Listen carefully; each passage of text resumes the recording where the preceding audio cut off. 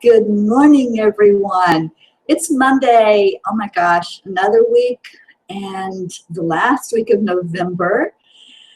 And I hope you're all doing well today after the holiday and now going into what for some is a stressful time. So this morning, what I wanted to do was to come on and just share a few things with you and how we can handle the energies of this time, because like I said, for some it's very stressful. So what I want you to do is just think about your day. Okay, and you can do this every day when you get up. After, of course, you give gratitude, because that's how I start off every day, and that's the only way that we can get into the right mental and emotional state to begin our day, is through that gratitude. I give gratitude just for the fact that there's another day, that I'm alive, and I can hopefully make a difference. And that's why I do these broadcasts. That's why I do everything I do, the radio shows, the Facebook groups, publishing the books that I publish. So think about your day. Each day is a new beginning. And I want you to focus on, what do you have to do today? Are there things that have to be done? Are there places that you have to be? Review your plans and think about all of this, and see, when you think about it, see how stressful it is on you. See how your body reacts. Is it like, oh my gosh, I have to go here. Oh, I have to do this. I have to do that. Well, changing one little word can change our whole day. And that word is the perspective we have on things. So instead of saying, I have to go here, I have to go to work, change it to, I get to go to work. I have a job, so I actually get to go to that job. Or for some of us, we work from home, but still I actually get to do that job. It's a privilege to work and to be productive. So just changing that little bit of your perspective on the things that you have to do, and change it to what you get to do, makes a world of difference. And you'll find that in your attitude then. It's like an anticipation. I get to do this. Just like if you got to go play or do something that you enjoy doing a whole lot. Think of it in that way. Change your perspective on it. Dr. Wayne Dyer is one of my beautiful teachers. And he said, when you change the way you look at things, the things you look at change. And so very true. So true in all aspects. Whether it's people, it's a situation, it's our jobs, our family, ourselves. When we change the way we look at it, then things, we see it in a different light. And maybe that person that you're having a difficulty with doesn't make a change, but you make a change. So hopefully that makes sense to you. What I want to do is go through the chakras and just with each one show you the importance of coming from a positive perspective and a positive outlook. So let's start with our first chakra. The first chakra, the one I call the survival zone. This is our base. This has everything to do with the material world and living in this physical body, in this material world. So I want you to think about all is one. All is one. We are all connected. We are all part of the great oneness of everything that is. We co-create. We create our own reality. So whatever you're seeing in your world, that's what you call to you. And every choice that you make and every decision that you make to this right now moment, where you're at in this life, what you're doing with your life, So think about that. Think about the decisions that you make. Let's look at that. There's a decision process that happens whether you're aware of it or not. You might just think, I choose chocolate ice cream. Why did you choose chocolate ice cream? Something in your memory bank remembers that you had chocolate and you liked it. It was an enjoyable experience. For some of us, we don't like certain foods. You know, we don't like cranberries. So we skip over that at Thanksgiving dinner. And, you know, there's a reason for that. Maybe there was some association with cranberries as a child. Who knows? But our mind knows. Our mind knows these things, and it's like filed away in a little filing cabinet up there, so that when we do something, it looks for a similar incident that we did with that. Or it's my belief that it looks for a similar incident in all of our lifetimes, in all planes, on all realities. It looks for, was that familiar? Have you ever met somebody you think for the first time, and they're so familiar to you? It's like, oh my gosh, I've known you my whole life. Where have you been? Because I feel like we're best friends. Your mind, your intuition knows that you have been with that person in different lifetimes. You've met up with them again this lifetime because that's in your soul contract to do that, to reincarnate and be with that person. So the mind knows, and whenever we make a decision, it's a decision based on knowing, based on feeling, based on what's in that file cabinet up there, you know, of the all of you, not just this lifetime, but the all of you, everything that's in your DNA. So that's the first chakra. It has to do with survival. It has to do with your finances, your family life, anything that takes place based on the physical and the material in this world. Now, your second chakra is the sacral chakra. And this is your relationships, is what's governed here. So think about this. We're told to honor one another. Well, what would happen if we really did that? If we really saw each other in a light reflection of ourselves, treat that person the way we would want to be treated, what difference that would make. Let's look at relationships, because that's what this chakra in particular governs, is relationships. And towards is Lisa Nichols, and I listen to her a lot, and I read what she writes, and her outlook on life is just beautiful. So what she says about relationships is very important. She says there are three kinds of relationships that we have in our life, and we're talking about an interpersonal relationship with someone else. So these three relationships, the first one is a life-giving relationship. And maybe you've experienced this, I know I have in my lifetime, in this lifetime, where someone comes along and they make you feel like you're alive again.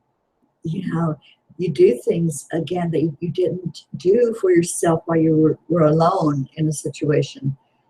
You know, you have somebody to just really interact with. So it's a life-giving relationship. It brings you back to life. Then there's the lifetime relationship. This is when you meet up with that soulmate, and you are together your whole life, and you know that you're going to be together. You work through any issues, any problems in the relationship, because every relationship is not perfect. It's going to have problems.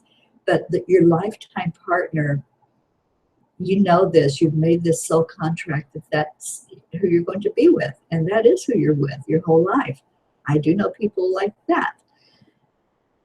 And then the third type of relationship that Lisa talks about is the purposeful relationship.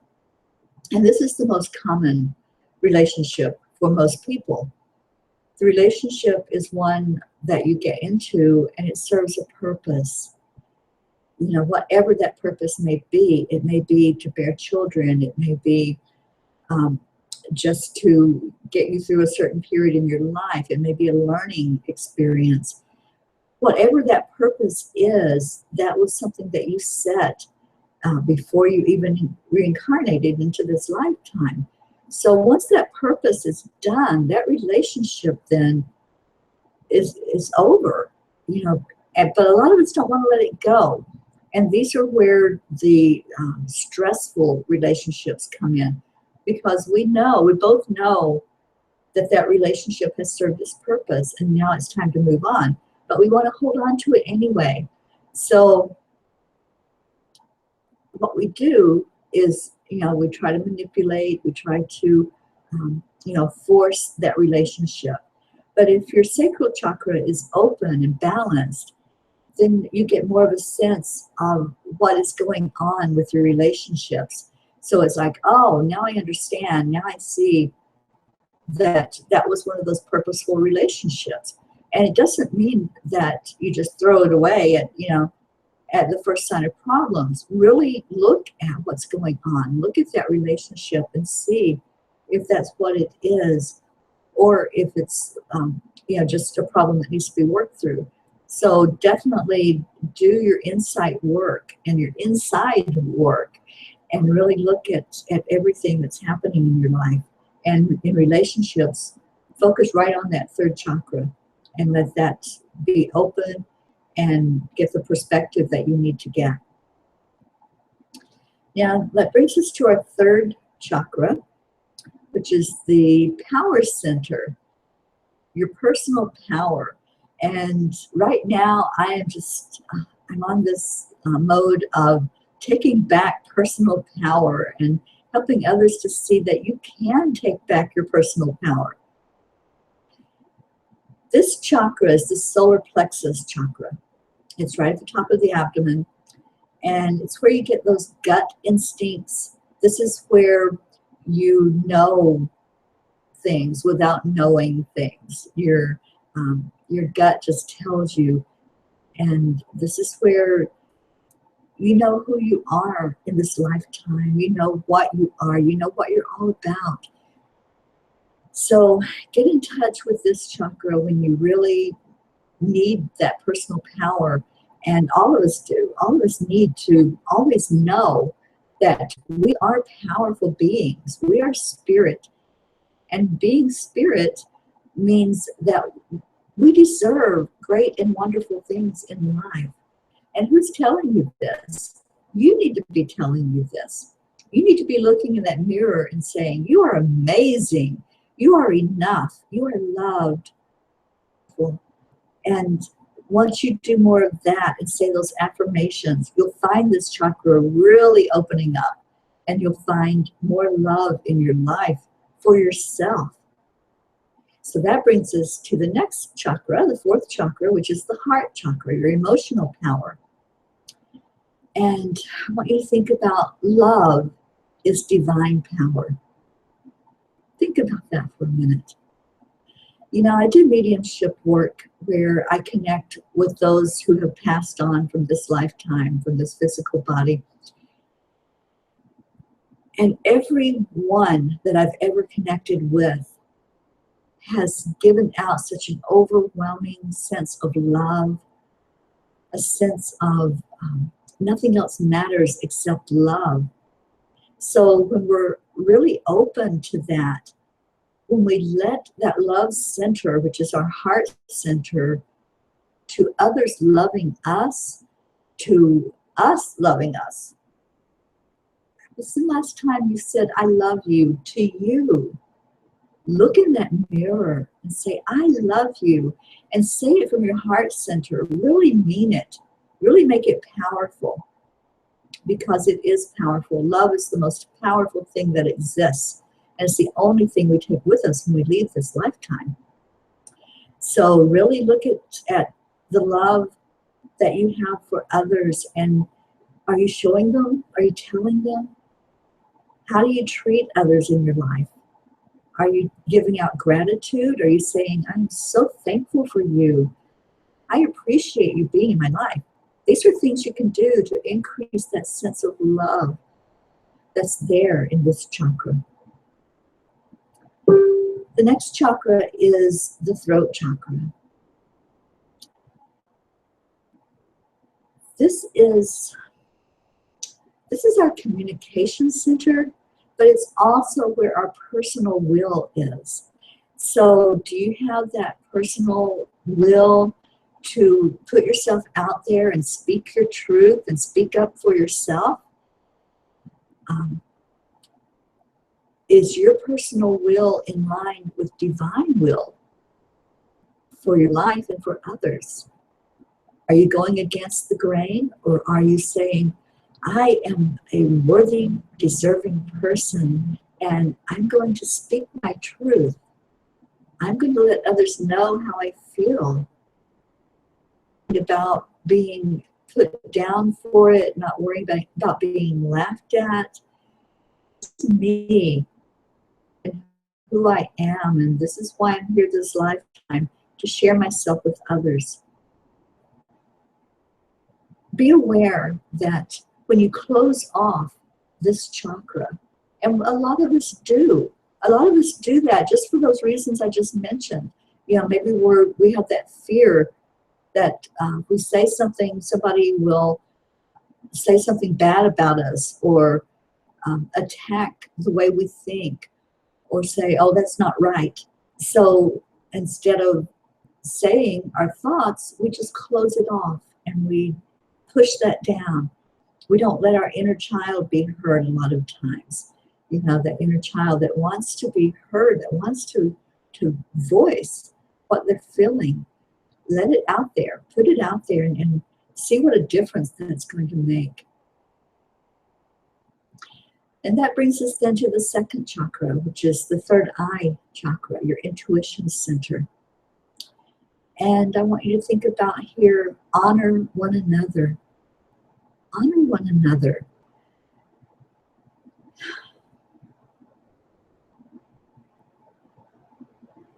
It's so important to do this.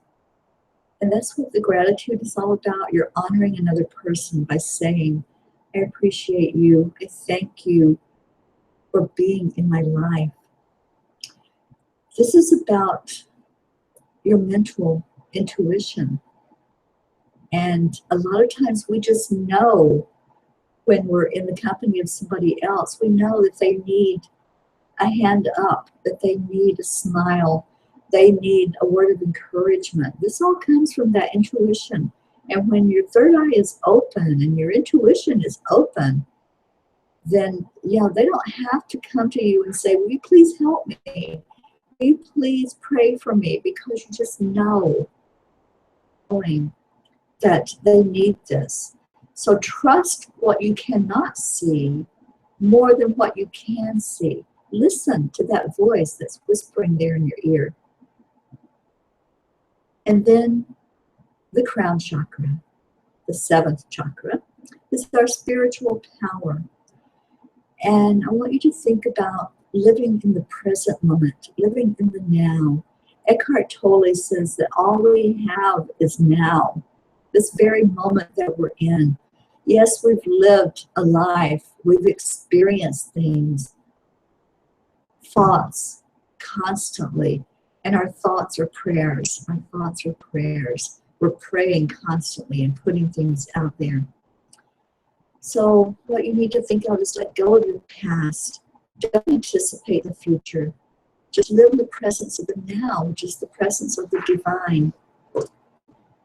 So those are the seven chakras, the seven energy centers that run throughout our body that govern what we do and how we do it. So get aware of those. Awareness of it is the first thing that needs to happen for you to be in balance and be aligned, and to use this power, this knowledge to your advantage. And when you are in balance with all of your chakras, then you know what you're all about. You know that your spirit And I want to just talk to you for a minute about prayer. You know, a lot of people view prayer in different ways, and they think it's just putting out there, God, you know, whatever it is that you need, and asking for miracles. And, you know, prayer goes two ways. Prayer is communication. But I want to read you a little story. A lot of people don't believe in the power of prayer, but I do. And I want to read this story. I heard it years ago, but I was just reminded of it again.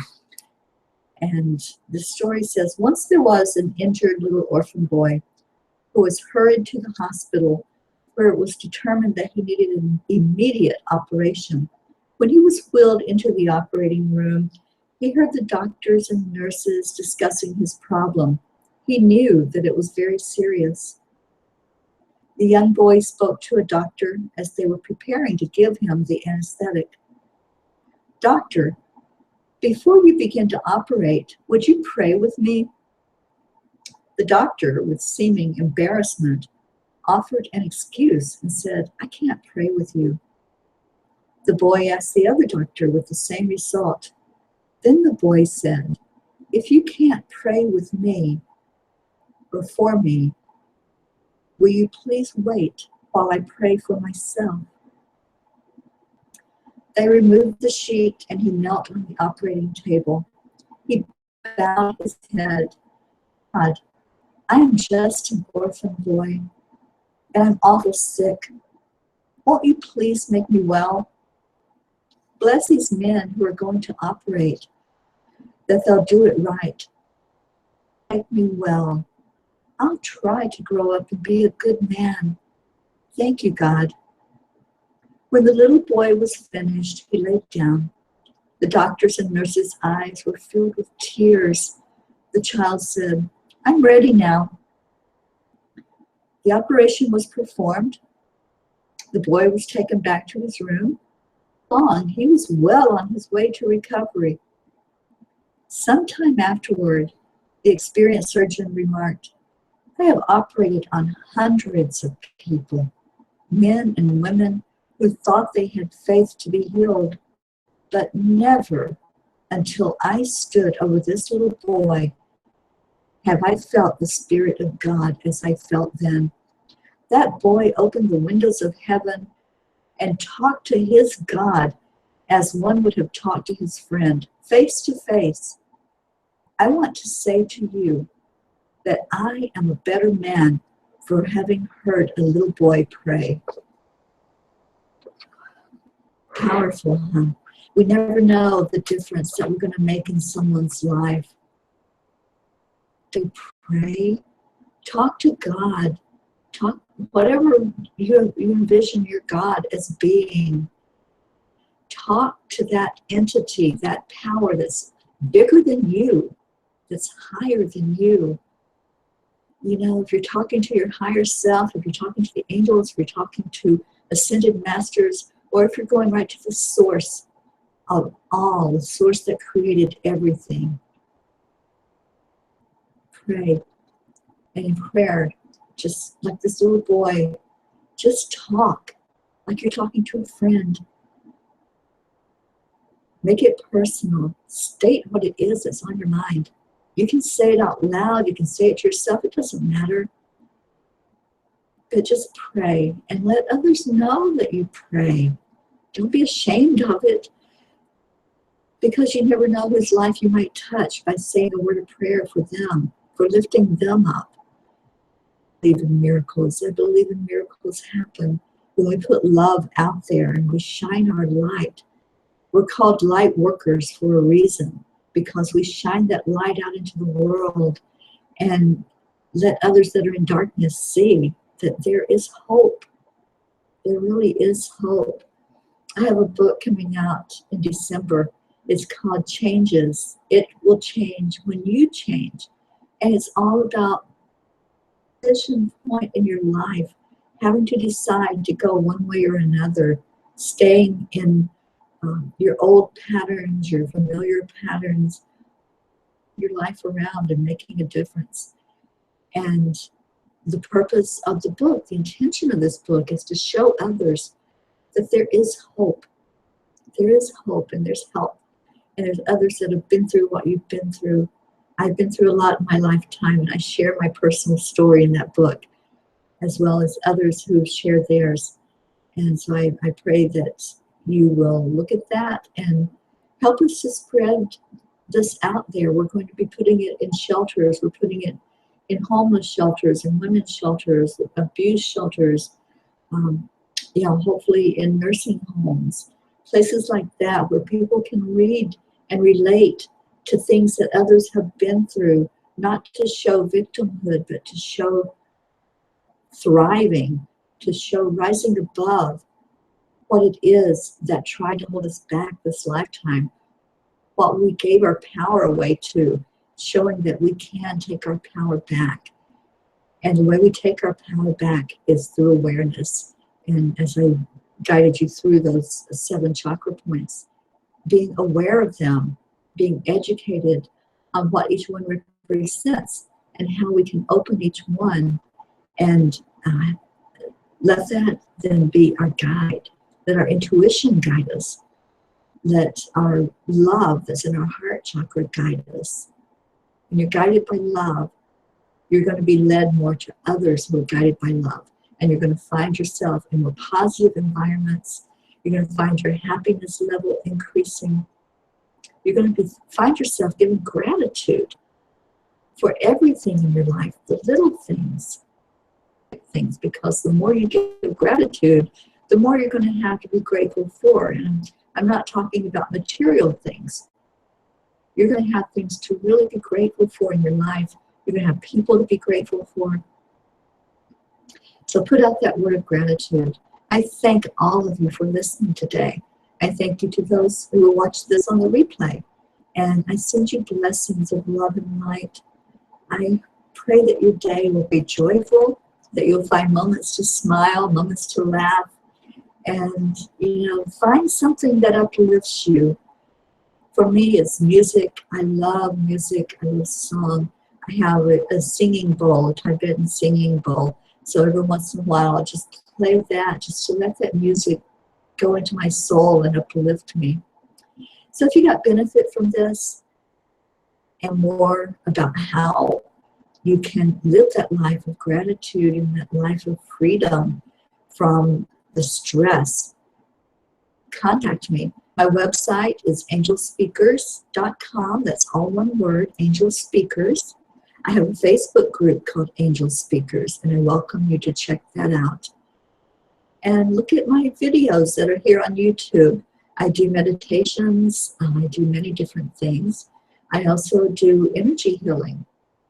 I have a method called Time Heals, which was channeled through me from my spirit guides. So I encourage you to check that out. It's listed on my website. There's a whole page that explains what it is and how it works. And if you're interested in that, send me a message. Say, I'd like to know more. Thank you all for being here. I wish you a blessed Monday and a wonderful, joyful week. I love you. Bye now.